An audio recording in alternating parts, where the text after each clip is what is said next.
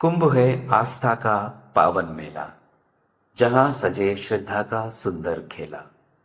नदियों के संगम में जीवन का संगम, हर और बिखरे भक्ति का परचम। पति परमेश्वर होता है ये कहावत तो हमें पता है, मगर इस कहानी में उस कहावत की दास्तां को सुनेंगे। महाकुंभ की आस्था से जुड़ी एक अनसुनी अद्भुत प्रेम कहानी, एक पति पत्नी की। अजय और आरती की शादी को 5 साल हो चुके थे। अभी तक बच्चे नहीं हुए थे, लेकिन दोनों एक दूसरे से बेहद प्यार करते थे।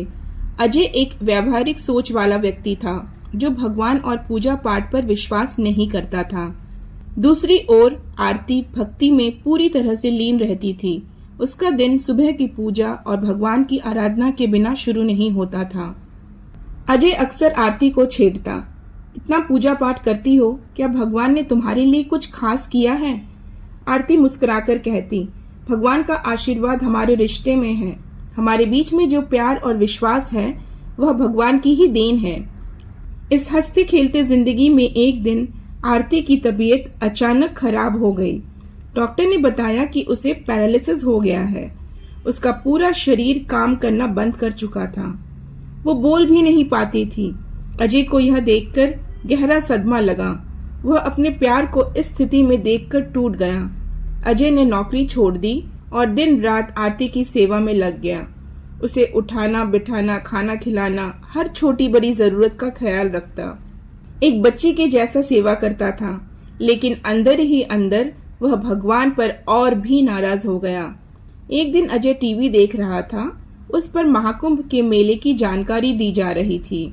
144 साल बाद आए इस महाकुंभ में गंगा नदी में स्नान का महत्व बताते हुए कहा गया कि इस पवित्र अवसर पर गंगा में डुबकी लगाने से पाप मिटते हैं और जीवन नया हो जाता है।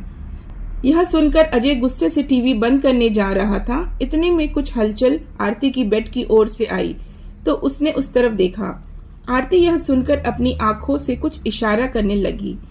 आरती के उन इशारों से अजय समझ गया कि वह महाकुंभ जाना चाहती हैं।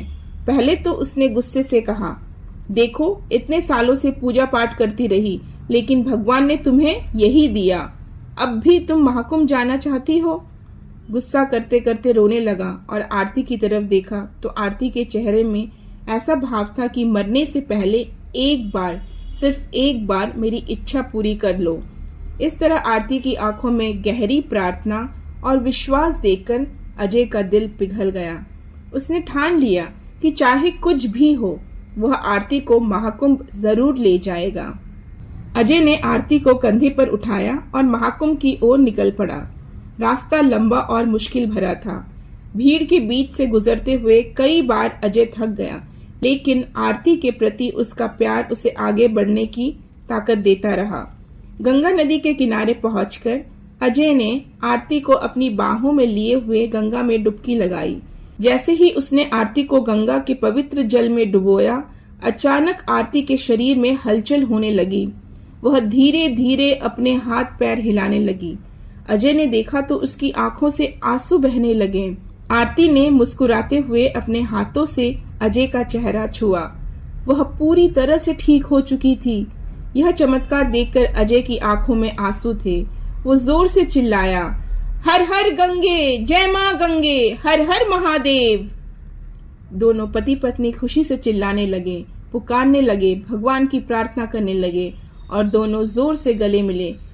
यह नजारा पूरे कुंभ में आए हुए लोग देख रहे थे और आस्था, भक्ति, श्रद्धा, संस्कार और संस्कृति का इस महाकुंभ का महत्व के अद्वितीय महिमा का साक्षी बने थे।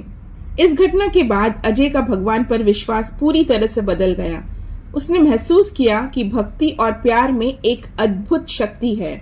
महाकुंभ के इस चमत्कार ने न केवल आरती को ठीक किया, बल्कि अजय के जीवन में भगवान का महत्व भी स्थापित कर दिया।